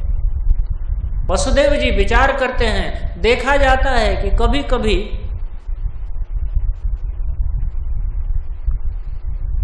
उपस्थित मृत्यु उपस्थित हो गया, सामने आ गया मृत्यु, लेकिन निवर्तित चला जाता। भगवान के पिता हैं, उनको इतिहास मालूम है कि अजामिल के सामने साक्षात यमराज के 3 दूत आ गए थे, परंतु पुत्र के बहाने लेकर के गले में रस्सी भी बांध दी थी, यम पास भी लगा दिया था, लेकिन आई हुई मृत्यु भी भगवान के नाम के बल पर के टल गए। वसुदेव जी यहाँ विचार कर सकते हैं, हो सकता है हमारी पत्नी या हमारे पुत्र पर जो आई हुई मृत्यु है वो टल जाए, लेकिन तत्काल में किसी तरह से बचाना चाहिए। चाहे मार्कंडे जी की बात लीजिए, नारद जी ने हस्तरेखा देखा और कहा था कि 12 वर्ष की अवस्था में इसकी मृत्यु हो जाएगी, और सबको मारने के लिए तो यमराज आते हैं, मार्कंडे जी को मारने के लिए स्वयं यमराज के दूत आते हैं, लेकिन मार्कंडे जी को मारने के लिए स्वयं यमराज जी भैंसे पर चढ़ करके आए थे। और जैसे ही यमराज जी को देखा भैंसे पर सवार, हाथ में डंडा लिए हुए, उसी समय मार्कंडे जी ने महामृत्युंजय त्र्यंबकम यजामहे, मालूम है ना आप, महामृत्युंजय जप चालू किया, सुगंधि पुष्टिवर्धन चालू किया। और पकड़ लिए भगवान शिव को। भगवान शिव प्रकट हो गए और त्रिशूल लेकर के खदेड़ लिए यमराज। और बंधुओं, मृत्यु ऐसे टला कि मार्कंडेय जी आज भी जीवित है। उपस्थित थी मृत्यु, लेकिन निवर्त्यत। वसुदेव जी विचार कर रहे हैं, आई हुई मृत्यु भी कभी कभी टल जाती है। इस सिद्धांत के अनुसार हमको टालना चाहिए। और कभी कभी गई हुई मृत्यु भी आ जाती है। निवृत्त, जो निवृत्त हो गई मृत्यु, वह पुनः आपते फिर आकर गिर जाती है। बोले ये कैसे हो सकता है, इसका कोई प्रमाण है? बोले इसका भी प्रमाण हिरण्यकशिपु है। ब्रह्मा जी से रच करके वरदान मांगा था, दिन में न मरूं। भगवान ने कहा ठीक है।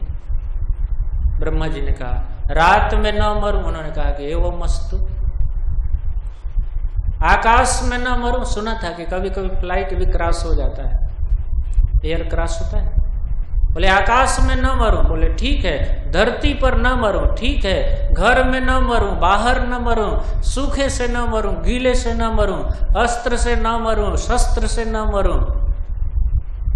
सारा बाउंडेशन लिखा लिया था, किस लिए? कि मरूं नहीं। और ब्रह्मा जी सब देते गए। उन्होंने कहा बेटा, मैंने तुमको वर तो दे दिया, लेकिन यह जो वर बहुत दुर्लभ है।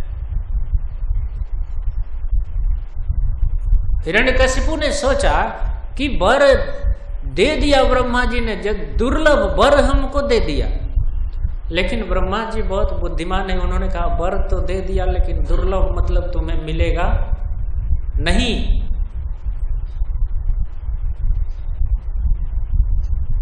दुर्लभ का अर्थ होता है इसको प्राप्त करना बहुत कठिन है, अर्थात नहीं प्राप्त होगा तुमको।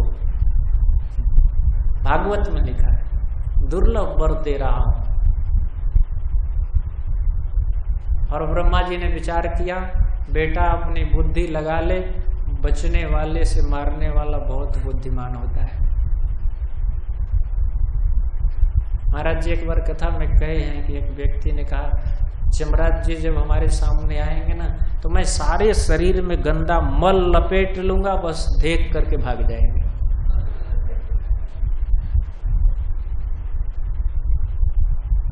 महाराज जी ने कहा है, बोले यमराज जी तुमसे मूर्ख नहीं है, अपने साथ सुअर लाएंगे और सारे मल को चटवा करके तुम्हें मार कर ले जाएंगे। तुम चालाक नहीं, बहुत बुद्धिमान बनते हो। आदमी पूरी बुद्धि लगाता है, न मरूं। मृत्यु से लड़ने के लिए सुबह खाओ, शाम खाओ, कपड़ा पहनो, दवाई करो, ये करो, लेकिन निश्चित बचे न काल बलीते। 10 सिर वाले आए, हजारों हजारों हाथ वाले आए, एक से एक राजा आए, नहीं बचे तो हम आप क्या बचेंगे? 20-50 साल पहले नहीं थे, 10-5 साल में नहीं रहेंगे, या 10 मिनट में भी फिर नई सृष्टि होगी। ये प्रकृति हरा भरा रहेगा। ये मत सोचना हम चले जाएंगे तो खाली हो जाएगा, भरा रहेगा। वैद्य मरे, हैं? एक दोहा है, डॉक्टर जो इलाज करता है ना वो भी मरेगा, और रोगी मरे। रोगी जो है वो भी मरेगा, डॉक्टर भी मरेगा, और उन मरे हुए को जो जलाने गया है वह भी मरेगा, और उन जलाने वाले को जो बगल में खड़ा होकर देख रहा था वो भी मरेगा। लेकिन फिर भी संसार जैसा का तैसा ही हरा भरा रहेगा। वैद्य मरे, रोगी मरे, मर गए भारनहार, और देखन वारे भी मरे, ज्यों के त्यों संसार। यही संसार की स्थिति है। मृत्यु स्पष्ट सामने है और टालने का प्रयास करते हैं। बोले गई हुई मृत्यु भी आ जाती है। हिरण्यकशिपु के सारे बाउंडेशन को, शर्त को रखते हुए भगवान ने उसको मार दिया। कथा है, नमुची नाम का एक असुर था, वो जिसको न मतलब नहीं, मुची माने पकड़ता था, उसको छोड़ता नहीं था। और दैवासुर संग्राम में वह युद्ध कर रहा था इंद्र के साथ। इंद्र के साथ युद्ध कर रहा था और गुस्से में आकर घुमा करके खूब अपने वज्र, जो दधीची के अस्थि से बना हुआ वज्र था, उस वज्र को घुमा करके नमूची पर मारा, लेकिन उसका एक चमड़ा भी, एक त्वचा भी नहीं छिल पाया और वज्र नीचे गिर गया। इंद्र चिंतित हो गए। अब वज्र जो अमोघ वज्र है, जिसका प्रहार कभी निष्फल नहीं हो सकता है, वह निष्फल हो गया। अब क्या करें? उसी समय आकाशवाणी हुई, इंद्र, इसे मैंने वरदान दिया है, यह न सूखा से मरेगा न गीला से मरेगा, यह सूखे गीले से नहीं मरेगा। और उसी समय आखिर देवराज इंद्र है, विचार किए क्या ऐसा है जो सूखा भी न हो गीला भी न हो। तो समुद्र के किनारे फेन था, गाज जिसको बोलते हैं। आप सबने देखा है गाज? नदी में बाढ़ के समय आता है बहते हुए, वह सूखा भी नहीं है गीला भी नहीं है। वज्र जिसको नहीं मार पाया, तुरंत उस फेन को उठाया और धड़ाम से ऐसे नमुची पर फेंका और गिर करके मर गया। मृत्यु चली गई थी, परंतु गई हुई मृत्यु भी आ गई। वसुदेव जी ये विचार करते हैं और इस प्रकार से उन्होंने कंस से कहा, कंस जी आपको भय किससे है, देवकी से कि उसके पुत्रों से? बोले नहीं, देवकी से भय नहीं, उसके पुत्रों से है। बोले यदि पुत्रों को समर्पित कर दूं तो पुत्रान समर्पयिष्ये त्वाम यतस्ते भयमुत्थितम, जिन पुत्रों से तुमको भय है मैं वो सारे पुत्र तुमको दे दूंगा, वसुदेव जी ने कहा। लेकिन सत्य ये है कि भगवान के पिता हैं, बड़ी आराम से, बड़ी संभल करके बोल रहे हैं कि यतस्ते अभयम। अब संस्कृत जानने वाले थोड़ा जानते हैं, भय में यदि पहले ऐसा एस लगा दिया जाए तो अक्षर नहीं होता है, तो अभय हो जाता है। वसुदेव जी ने कहा कि कंस जी, जिन पुत्रों से आपको अभय है, भय नहीं है, उन पुत्रों को दे दूंगा, परंतु जिस पुत्र से तुमको भय है वो पुत्र तो किसी हालत में नहीं दूंगा। पुत्रान समर्पयिष्ये, पुत्रों को दे दूंगा। और मृत्यु कितने पुत्र से है? एक ही पुत्र से, अस्यास्त्वाम अष्टमो गर्भ।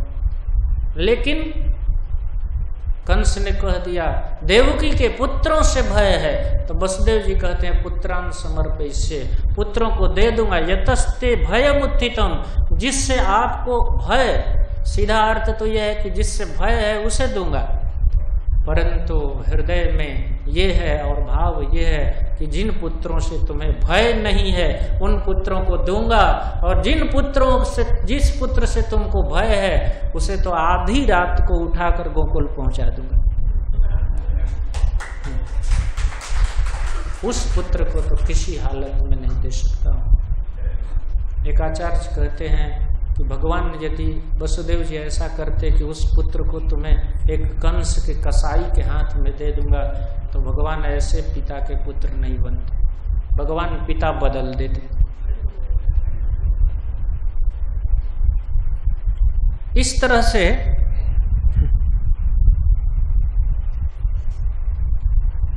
कंसस तद्वाक्य सारविद, कंस ने वसुदेव जी के फिलॉसफी पर उसको कोई प्रभाव नहीं पड़ा, बहुत ज्ञान दिया परंतु ज्ञान काम नहीं आया। लेकिन जब वसुदेव जी ने कहा पुत्रों को दे दूंगा, तो कंस को विश्वास था कि वसुदेव जीवन में कभी झूठ नहीं बोल सकते। तो वसुदेव जी के वाक्यों का सार अर्थात सत्य की बात स्मरण करके और निर्बंध को, अपने हठ का परित्याग किया। वसुदेवो पितम प्रीत कंसस तद्वाक स्वसु बधान निवृत्ते। इतना जब वसुदेव जी ने कहा तो अपने बहन के वध से निवृत्त हो गया, चोटी छोड़ दिया, तलवार को अपने म्यान में रखा और इस तरह से वसुदेव पितम प्रीत, वसुदेव जी ने बड़ी प्रशंसा की, कहा कि आप जैसा दयालु वास्तव में कोई नहीं है। खड्ग निकाल करके भी आपने नहीं मारा, जान करके भी कि शत्रु की मां है फिर भी नहीं मारा आपने, आप कितने दयालु। आपके दया की प्रशंसा कल न्यूज पेपर के हेडलाइन में आएगा कि कंस जैसा दयालु कोई नहीं हो सकता है। बाप रे बाप, आप धन्य हो, वास्तव में भोज वंश के आप श्रेष्ठ नायक हो। इस तरह से प्रशंसा करते हुए और प्राविशद गृहम, अपने घर की तरफ जैसे ही चले, अथ काल उपावृत्ते देव की सर्व देवता, और इस तरह से समय के प्रवाह से देवकी समय समय पर अर्थात एक एक साल पर पुत्रान प्रसुसुवे चाष्टौ, 8 पुत्रों को जन्म दिया। 8 पुत्र किधर हुए? 6 को तो मार दिया एक एक वर्ष में, और 7वां पुत्र गायब हुआ। लेकिन फिर भी वह पुत्र भी 5 महीने देवकी के गर्भ में रहा। इसीलिए सुखदेव गोस्वामी कहते हैं 8 पुत्र और कन्या चैवान वत्सरम, और 1 पुत्री हुई और वह सुभद्रा जी। पहले पुत्र हुआ, उसका नाम रखा गया कीर्तिमान, घर में हुआ है, वसुदेव जी के घर में। तो तुरंत ब्राह्मणों से हैं अश्विनी, भरणी, कृतिका, रोहिणी जिस नक्षत्र में होंगे तुरंत नाम रख दिया कीर्तिमान, और नाम रख करके कंस के पास ले गया। और कंस ने जब इतना बिल्कुल कोमल सुंदर बच्चे को, आग की तरह सुंदर बच्चा, पीला बच्चा है, तप्त कांचन गौरांगी स्वरूप में उस बच्चे को देखा तो कंस जैसे व्यक्ति को भी दया आई, और उसने कहा कि प्रतियातु कुमारो, ले जाओ ले जाओ। ओहो, इसको तुम निकाल करके लाया। माँ रो रही थी, बच्चा हुआ, पहला बच्चा, और मृत्यु के हाथ में दे रहे हैं। दूध एक बार पिला करके माता देवकी दे रही थी, परंतु यहाँ पर भागवत में लिखा है कि पुत्र के मृत्यु से वसुदेव जी को उतना कष्ट नहीं था जितना झूठ बोलने से था।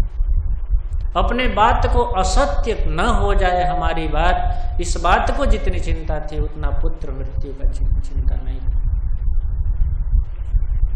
बहुत सुंदर सुंदर श्लोक है, कहता है ले जाओ। प्रतिया, तुम पहला शब्द निकला, लौटाओ।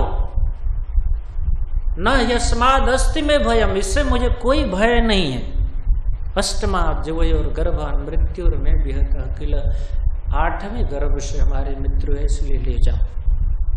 देखिए तुरंत मार रहा था, समझाने के बाद भी नहीं माना कंस, है ना। गला काटने के लिए तैयार था, वसुदेव जी ने समझाया, वो भी इसलिए नहीं कि हिंसा नहीं करूंगा, एक देवकी को छोड़ूंगा परंतु उसके पुत्रों को नहीं छोड़ना है। और पहला बच्चा हुआ तो तुरंत उसका हृदय बदल गया, कहता है ले जाओ ले जाओ।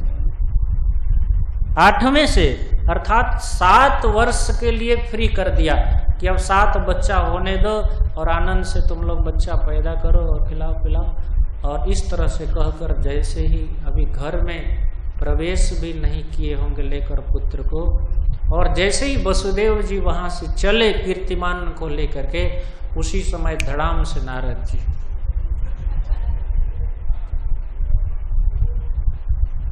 प्रणाम किया कंस ने। वो देवर्षि सौभाग्य आपका दर्शन, बोले तुम्हारी मूर्खता बताने आया, तुम कितने बड़े बेवकूफ हो, मूर्ख हो। हैं? वकूफ कहते हैं उर्दू में बुद्धि को, वकूफ, और बेवकूफ माने बिना बुद्धि के, निर्बुद्धि, मंद बुद्धि, बुद्धिहीन हो। बोले क्या बुद्धिहीनता? बोले अभी अभी मैंने सुना है तुमने उस लड़के को लौटा दिया। बोले हाँ 8वें से मृत्यु है। बोले तुम्हें विष्णु का छल कपट प्रपंच पता नहीं है, इतना मायावी है कि 1 भी 8 हो सकता है, 8 भी 1 हो सकता है। और अभी अभी मैं कहाँ से आ रहा हूँ? स्वर्ग से आ रहा हूँ, वहां पर तुम्हें मारने का ही मीटिंग चल रहा है, मैं उसी मीटिंग में बैठा था।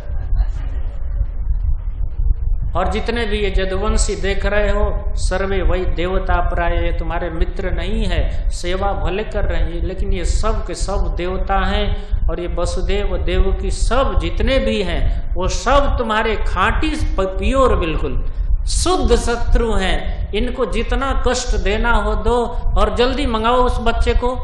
वसुदेव जी अभी बच्चे को लेकर घर में भी नहीं गए थे, तुरंत दौड़ा हुआ मोबाइल किया होगा, वसुदेव वहीं से लौटो।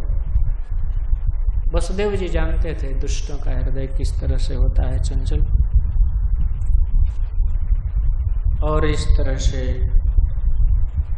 देवकी और वसुदेव को जेल में बंद किया। यहाँ तक कि उनके पिताजी ने विरोध किया, उग्रसेन जी ने उग्रसेन को भी कंस में बंद किया। सुखदेव गोस्वामी कहते हैं ये असुरों का स्वभाव होता है, अपने माता को, अपने पिता को, भ्रातृन सर्वांश्च सुहृदस्तथा घनंती, केवल धन और पद के लोभ में, जीने के लोभ में वो किसी को भी मार सकते हैं। ये असुर का व्यापार है। मैं जीवित रहूं और बाकी सब मर जाएं तो कोई बात नहीं,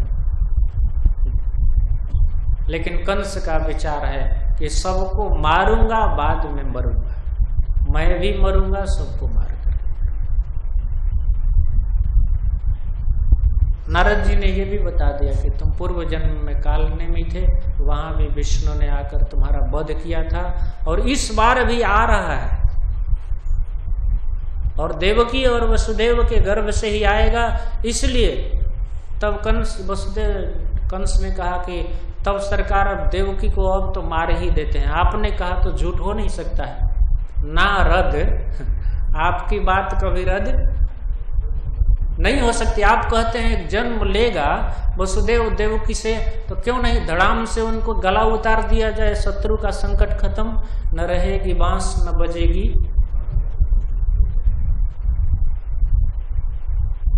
तब नारद जी ने कहा नहीं नहीं नहीं, हिंसा करना अच्छा नहीं है, उसको आने दो, लेकिन एक उपाय बताता हूं कि अब देवकी और वसुदेव को जेल में बंद कर दो, शत्रु जेल में आएगा, बच्चा रहेगा, उसी समय तुम मार दे।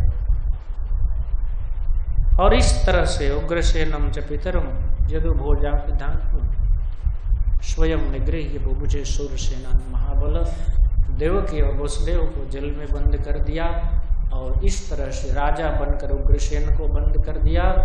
इति श्रीमद्भागवते महापुराणे पारमहंस संहितायां दशम स्कंधे पूर्वार्ध प्रथम अध्याय समाप्त।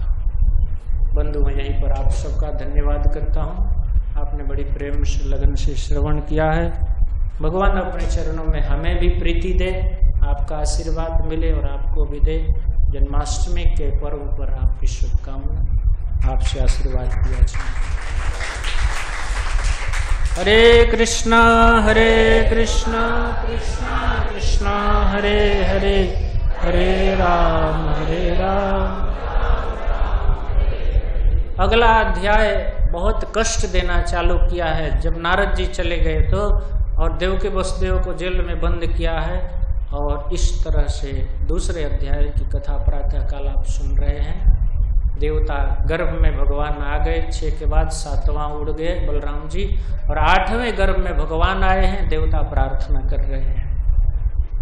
ग्रंथराज श्रीमद्भागवतम की, श्रील प्रभुपाद की, गौर हरि प्रेमानंदे हरि हरि।